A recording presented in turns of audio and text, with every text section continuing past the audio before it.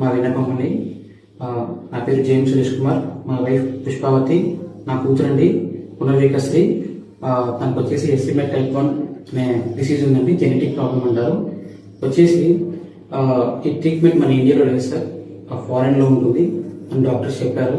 ఆల్మోస్ట్గా 2 years వరకు ఒక injection వేయించాలి. ఆ ఇంజెక్షన్ కాస్ట్ వచ్చేసి దగ్గర 16 కోట్లు అని చెప్పి అన్నారు సార్.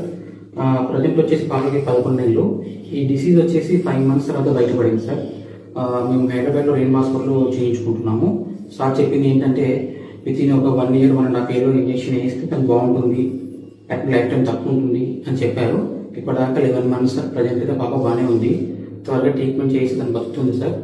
ఇంకొకటి ఇలా ఉందని చెప్పేసి నేను ఎలాగైనా నా పాపను కాపాడుకోవాలని చెప్పేసి ముందుకు వచ్చాను సార్.